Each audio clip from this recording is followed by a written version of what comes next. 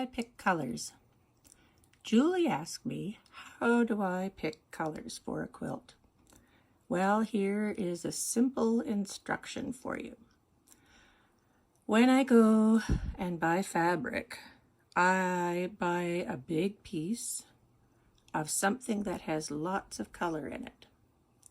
And both of these two that I've put up on my wall here have got lots and lots of choices in them.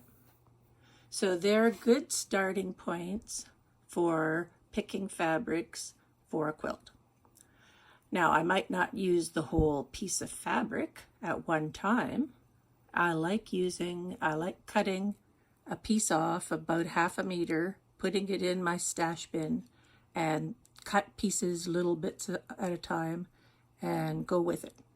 I also like to have something that I can use as backings or borders that have lots of color in them, lots of color choices. So this one, for example, I still have the price tag on it. You see, I bought 3.2 meters and I paid $9.84 for that. But look at the colors. That piece of fabric is a wonderful selection of colors. And when you make scrappy quilts, that's a really good thing to have a variety of colors that you can pick from. So all along here, all of these swatch colors are in the salvages. And picking out colors of fabrics to go along with those becomes really easy, because all you have to do is look here and find fabrics that have similar colors. And as long as you've got something that's got 4 out of 5 or 1 out of 5, depending if it's solid, you're golden. You can make a quilt and it will look like it belongs together. So with these fabrics, I might only use a piece of it for a square. I might use some for sashing or borders, or I might use it for a backing. But after a while, it becomes just little squares and it goes in my square bins. So what I'm going to do is show you how I might pair this up with other things. So on the side here, I have pinned a piece of fabric that I have used over and over again because it's got these great numbers, and I keep cutting the numbers out and putting them in on houses or things that I'm making, and I just want something that has numbers.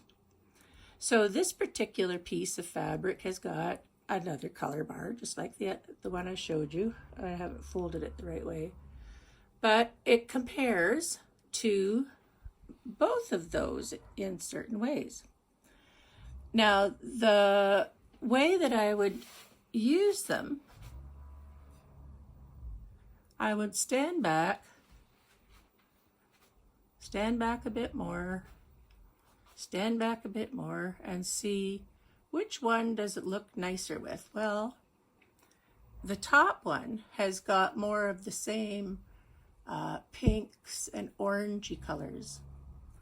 The bottom one is more grounded because it's darker, it's more, has more dark colors in it, but the numbers would lighten it up. So I would use that with either of those quilts. And again, I don't really know how I would put them together as of yet, but they would go together nicely. The one with the numbers also has a companion here that's in a different colorway, and once again it looks nice with the top one, and because it's got that gold in it, my arm's in the way now, it looks nice with the bottom one as well.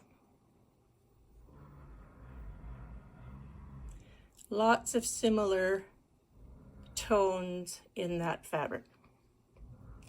And both of these pieces of fabric, there's not much left of them. There's numbers cut out all over the place. So I have to be careful about what I might want to use it for. But those two are nice together, and I think they're going to go with one of these. Not sure, that one or that one.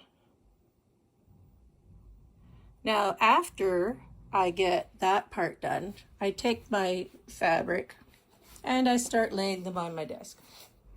And I pick out a whole bunch of fabrics that I have in my stash pile that sort of look nice with that, look nice with the other one, a whole variety.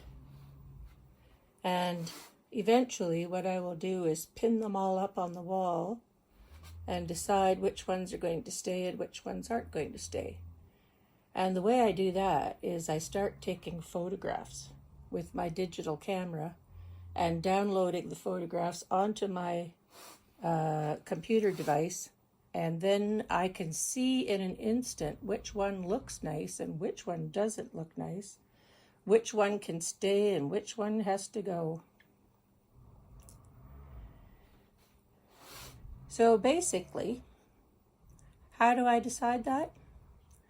The amount of light and dark that you would need in your quilt, you want to have a certain amount of dark colors because they ground the quilt. You want some bright things, and you want some color. If you like color, you want some color.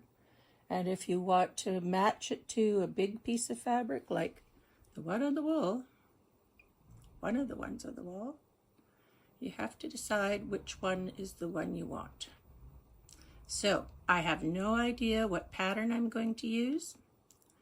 None whatsoever at this point. So I have to think about that next. But basically, that's how I choose colors. I choose color first. I look at the fabrics that I've got, and I put things together in a way that I have some flexibility with patterns.